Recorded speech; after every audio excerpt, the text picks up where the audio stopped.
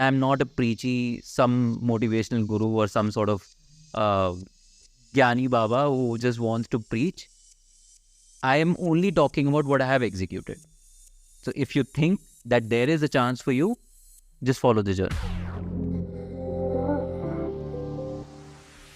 This is Jatin Malik. You're listening to me on JM Unplugged. The episode is starting now. So let's start. Let's start. Yes. So JM Unplugged is a new venture that you're starting off with.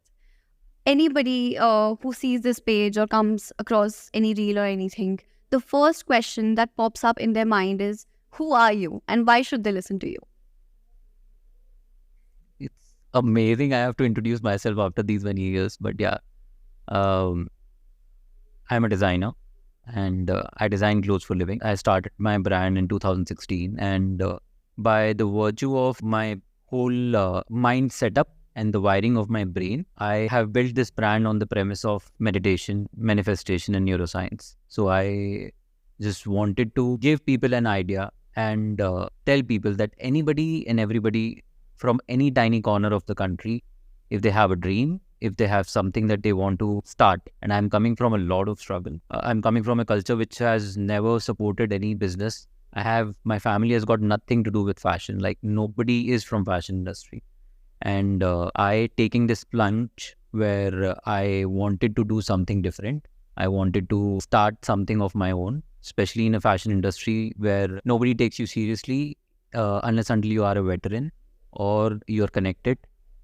Establishing your signature in an industry. I started as a one-man show and started this brand in the guest bedroom of my apartment. And now establishing this brand with 2 flagship stores and 26 locations all across the world is a journey in itself. To be honest with you, I just wanted to document it. I have said this out loud in a lot of interviews of mine that anybody and everybody who has built something from scratch, it's a brilliant thing to watch. You don't get a chance to see how Michael Jordan built his entire career when he was preparing. When he became Michael Jordan, everybody knows about him, or everybody got to know about him. Same goes for Muhammad Ali, same goes for Sachin Tendulkar, same goes for Roger Federer. All of these people, I'm not comparing myself with these guys. It's just that I know JMC will be the biggest fashion house in India before 2030. That's my target. I keep saying this. That's my journey. I want to document. And it's built on the premise of neuroscience and meditation. So kind of I'm trying to bring some sort of value. That's what I've done in all of my endeavors. And this is something that I wanted to do since the very beginning because I was coming from a different culture where I've been told to think a certain way, to do a certain things, because I've been born and brought up in a lower middle class family where I know for a fact that thinking out loud to do something of your own, that too on a gravity at which I am operating right now, is not even allowed. And I can actually say that with utmost confidence that more than 50% of the youth, especially from middle class family, who wants to make something big, who wants to do something of their own, they have been told to completely stay shut and not speak any word about it because you can't do this. That's the dialogue. I'll ask you, I mean, how many times have you heard in your life, paisa pet pe nahi ugta hai, and life is not that easy. Itni cheezein aasani se nahi milti hai. That's the wiring that has been installed in you since your birth, because that's what you have been told, you have been fed, that this is how you have to live because you have born into in this family now. So you have to live a certain way. You have to abide by the rules. You have to abide by the schooling that you're doing. You have to abide by the rules that your friends and your relatives and your parents have given you. For some people, it may work. It didn't work for me. I just thought that I can do better than that. And so keeping that in mind, I started questioning my own being, my life. I think when I was 27 or 28, I just started questioning everything and thinking on the lines of how you want to build this life can be done. And you just need to sit down with yourself alone. You need to cut off everyone from your life. It may sound a little dramatic, but that's how it's done. You need to sit alone with yourself. You need to talk to yourself. You need to install complete new wiring in your brain. And your mind will reject a lot of times. From 27 to 29, 2 years it took me just to accept the fact that my body has been used to a certain kind of emotion, a certain kind of upbringing. Joe Dispenza puts it very beautifully that your body is just a redundant set of habits by the age you are 25 or 30 years old. You don't even know that you're operating. Your subconscious mind is actually operating your life. I'm not a preachy, some motivational guru or some sort of Gyani Baba who just wants to preach. I am only talking about what I have executed. So if you think that there is a chance for you, just follow the journey. Speaking of brand building, I recently came across your viral reel of manifestation and visualization. And there was one thing which was majorly highlighted, which was 5 minutes before you go to bed and 5 minutes before you get up. And I really want to know, how do you do the visualization technique 5 minutes before you get up? It's not about... I know what you're talking about, and I will address this. A lot of people called me also for this. And people who are close to me, they know the whole spiel of doing the visualization exercises. And my whole office, my whole team knows how to do the visualization exercises because I've been doing this for the past 7 years now, I think. So when you feel drowsy in the morning, when you're just about to get up, like I should have used the words when you're just about to get up, when you feel a little drowsy, that you know that you are up, but you still are not out of bed. Your eyes are still closed, but you know that you are about to get up. That's when you start priming your brain. That's when you start visualizing. That's when your brain is exactly in theta stage, which is the hypnotic stage. That's where you start putting your things in your subconscious mind, because the barrier between your subconscious mind and your conscious mind is completely translucent at that time. So 5 minutes before you sleep, when you are completely drowsy and you know that you're just about to fall asleep, and 5 minutes when you're about to get up, that's when you start putting things in your head. And that's what exactly theta stage is, that which I've actually talked about in the last. But how does this help you personally? By the virtue of the whole system that you have been blessed with in this world, in this universe, 90% of your being is subconscious mind. And your subconscious mind is the mind where you don't even have to put any thought to it, and your body will operate on its own. You get up in the morning, you do your thing, you get out of your house, you come to office, you do your whole thing. This is your subconscious mind just doing the thing. You don't even have to put in any effort. Your life won't change. Nothing will change if you keep doing the same thing, because that's your body completely adapting itself to what your subconscious mind has given it to think about, like given it to just go about in your day. But when it comes to your subconscious mind, so if you have to do something which is different than the usual, I'll give you an example. The first time I started meditating and started thinking about the things that I want to instill in my head, I want to do differently. So my usual routine is, when I get up in the morning, I drive down to office. My driving distance is roughly around an hour. Not now, I'm talking about when I was working with a corporate. And when you get up in the morning and when you're driving down, and I just thought that I want to meditate. I want to start meditating. I resigned from my job. I had a different sort of agenda because I want to build my brand, and started reading about subconscious mind and conscious mind.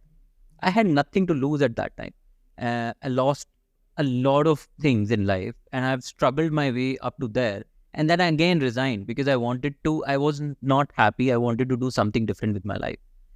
So when I started sitting down with myself alone and told my mind that we need to sit down, we need to meditate, my mind was craving the traffic. My mind was craving the usual scenarios, which I would have been doing if I wouldn't be doing this, which is the meditation part. And that's what happens to your head. This is actually very surprising to hear, because for somebody looking in from the outside, the perfectionist that you are, or the precise detailing that you notice within things, that if you're, for instance, if you're drinking coffee in that cup, you're only wanting to drink coffee in that cup. You'll go without coffee, but you won't drink it in another cup.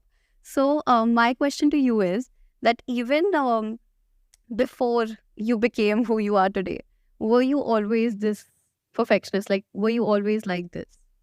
I wasn't. I'll be very honest. I wasn't. I have a keen eye on certain things. I had a keen eye on certain things. I wanted things to go my way. That's for sure. But maybe it got subsided. Maybe it got suppressed because of my circumstances or the surroundings that I was uh, being raised in. But it just develops in you once you start getting out of your shell, once you start breaking the shackles that's surrounding you, you start taking the risk, you start experiencing things that you haven't till now, then your mind actually develops and the new circuitry starts getting developed in your head. Then you start becoming more and more specific, which is like, so there is a saying that you need to narrow your vision and be absolutely zoomed in on what you want. Now I want everything to be specific in a certain manner. And you aptly pointed out, if I drink coffee in a certain cup, I will drink coffee in that particular cup only. Otherwise, I won't drink. I don't waste time. I don't waste people's time. I don't waste my time. I eat the same food every day. I live a very boring life. I'm not at all a designer sort of a person. I don't socialize. I don't go to any events. I don't go to any parties. The only thing that I do is sounds a little preachy, but I only work. And for me, my work gives me the kind of high that people get it from different parties or maybe socializing events or anything. For me, my high is actually building something from scratch. I can give you 50 different examples of people calling over on our official phone from different parts of the country that when are you launching your collection, because आपका ना कलीगे जो आपने डाली में launch किया था वो हमारे यहाँ पे बहुत अच्छा बिकता है तो हमें उसकी कॉपी करना है, तो आपकी जो नई कलेक्शन आएगी.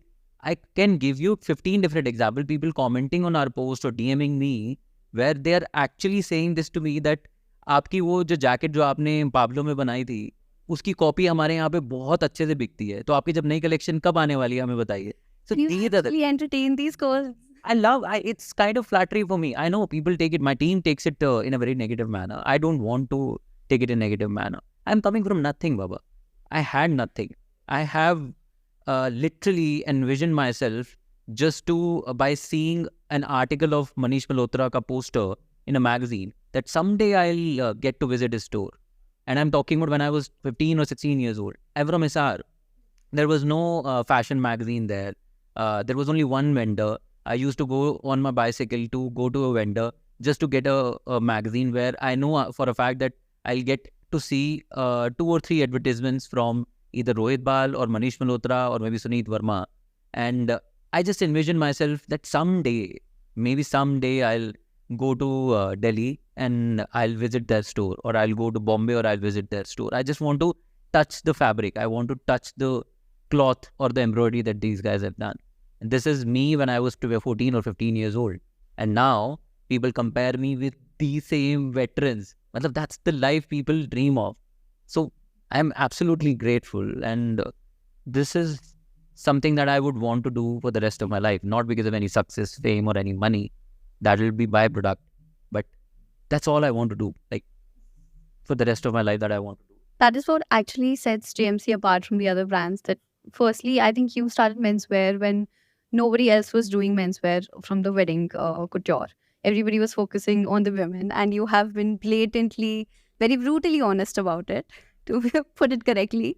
So, how did you have the guts to actually get into the business where nobody else was focusing on the menswear of the wedding business? 90% of the stores that I have visited, they have just a tiny corner at the back side of their store, which consists of more or less 3 or 4 outfits hung on the racks, that these are the outfits which are for you. And the rest of the store, like the complete store, is for women. And I just thought, this is not even partiality. This is like you completely killing menswear when it comes to wedding couture. And in the last 100 years of wedding couture, nobody has even talked about what a groom should wear. Everybody keeps talking about, girls started preparing or starts to prepare their wedding trousseau years back before their wedding. Like the moment they get their roka done, they start preparing their wedding trousseau. And the guys, 3 days or 5 days or 6 days or maybe a month tops. Now people have started coming to us 2 months before their wedding. I'm talking about guys. But when I started, like they imagined that लड़कों की outfit में करना क्या होता है, हम तो 2 दिन पहले आएंगे तब भी हमें मिल जाएगा. that used to be the conditioning of the brain, like their mind. That's how menswear in wedding couture is supposed to be. I wanted to change that because they have never been given due importance to their outfit. I never thought that it will become this big, but I just took a chance and I didn't do my research, didn't do the whole shebang of, oh, this is the number that I want to achieve, or that's the number that I want to achieve. No. I fell into the pocket where I just wanted to provide some value, where I wanted to design something for grooms because nobody else was doing it. That's the thing. So I want to know the story behind from Hisar to being the VP of a corporate company to then running JMC and then now being a content creator as well. Was this something that you had always Content creator. yes. So was this something that you had always dreamed of, or was this just happened by whim and This you was the decided? last thing that I actually dreamt of. I never thought that I'll be a designer. I have been designing clothes for my friends and family since ages now, just because I have an eye for fashion or style. So I used to organize a dairy sort of a system. So I used to, when I was in 9th or 10th standard, I used to come to Delhi, and Chandni Chowk and Kamla Nagar was my hub, where I used to go buy different fabrics, go back to Hisar, get my master's to stitch some outfit for me, which I designed, wear that outfit for 6 or 7 months. Then when I'm done with that outfit, I get bored of that outfit. I used to invite my friends and used to organize a daily sort of a system where I asked my friends to just, these are my clothes, and they used to love my clothes. So they used to buy those clothes from me at half the price, and whatever money that I earn from that particular dairy system, I again then go back to Delhi, to Kamla Nagar and Chandni Chowk, and buy fabric again. That's the cycle I used to. And this is what age we are talking about? I was in 10th standard. Then how come did you become a VP of a corporate company? I'm a typical Punjabi born and brought up child, where everybody from my in my family wanted just one thing, which is साडा मुंडा जो चंगी company च काम करदा and नौकरी लगी हुई है टाइप्स वाला हिसाब किताब. So when I was done with the whole shebang of designing clothes and everything, I knew for a fact that I have to do MBA because my family wanted me to do MBA. So I didn't disappoint them that way. I did complete my course. I got placed in retail, and so I did my bit for 5-6 years, 7 years rather, and then I took the leap. I didn't tell, I just resigned without telling anyone, because I know for a fact that if I would have told anyone in my family, nobody would have let me do that. So from there, I started from my, just to cover it up quickly, I started from my Facebook page and Instagram page. Facebook page was really big at that time. I'm talking about, just to put a little bit of context here. In 2015, August, I started doing it. Simultaneously, I ran that Facebook page with my job when I was in AVP. 2016, August, I resigned from that company. 2016, September, I launched my first collection. And 2017, January, I launched my second collection, which was the spring summer. And thereafter, I think 2018, May, I launched my first store. So from 2015 to 2018, I worked out of my guest bedroom in Noida, and I used to invite people to my house and made it look like that I am operating out of a boutique and I have taken this space on rent and everything. But it was my house, actually my house. I used to close the bedroom door and close the kitchen door and just took them over in the drawing room and just straight away asked them to up guest bedroom mein jaiye, wahan pe the whole racks are there. So I used to do all sorts of things, and so 3 years I did that, and then I took the leap and I started my first store in Defense College. So that's the journey.